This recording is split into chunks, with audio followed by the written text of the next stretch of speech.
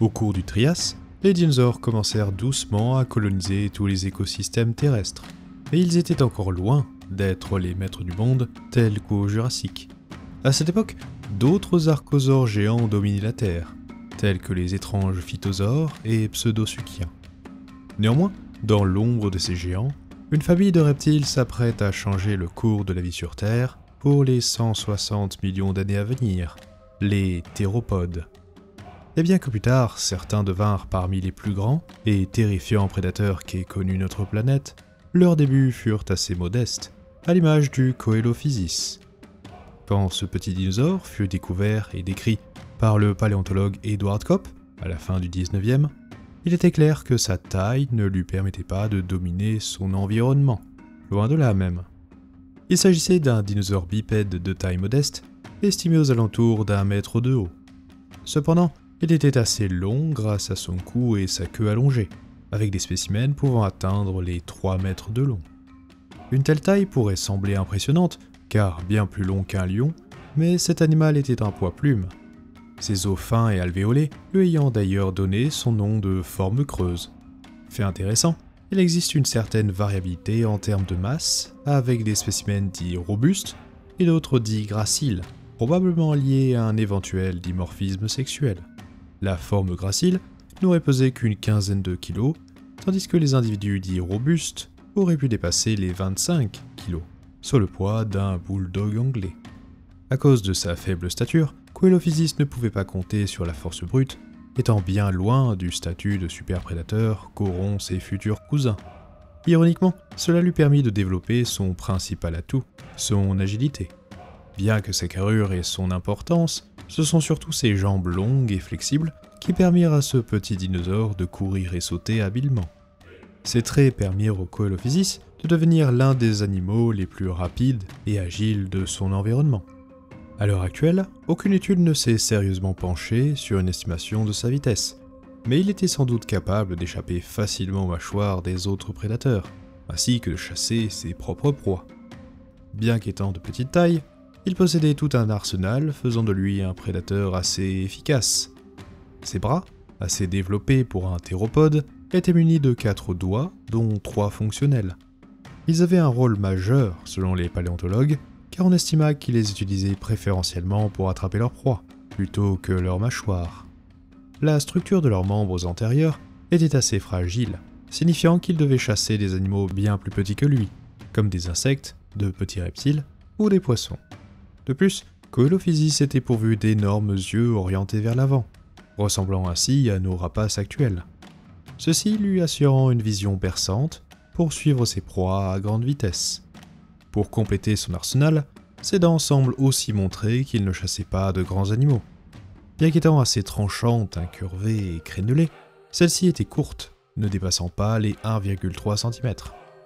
Enfin, ses mâchoires et son crâne étaient assez étroits et fragiles, rendant ses morsures assez faibles, et ne permettant pas de causer de vrais dégâts. Cependant, il aurait pu jouer les charognards grâce à ses dents aiguisées, parfaites pour découper les chairs.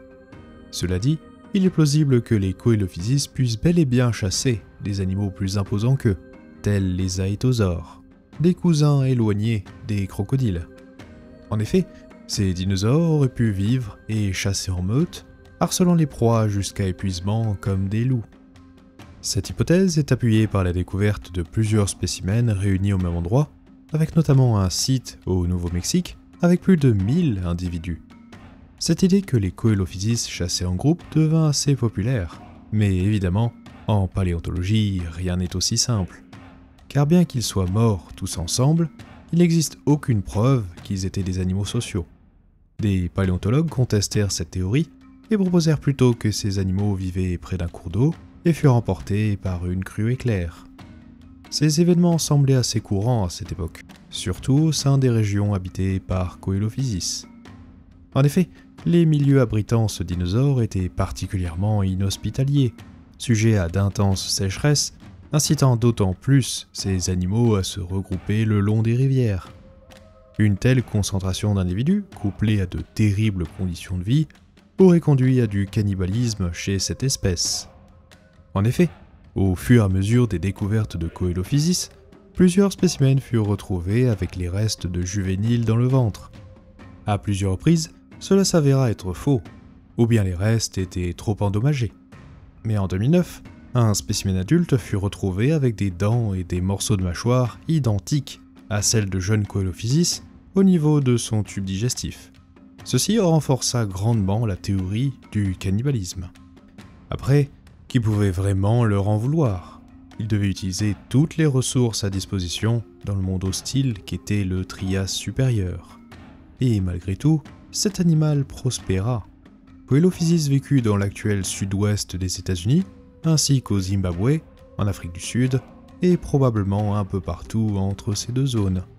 Cette gigantesque aire de répartition fut permise grâce au fait que la Pangée était encore assez unie à l'époque. Parmi tous les sites comportant des Coelophysis, le mieux étudié est Ghost Ranch, dans la formation Chinle au Nouveau-Mexique et en Arizona.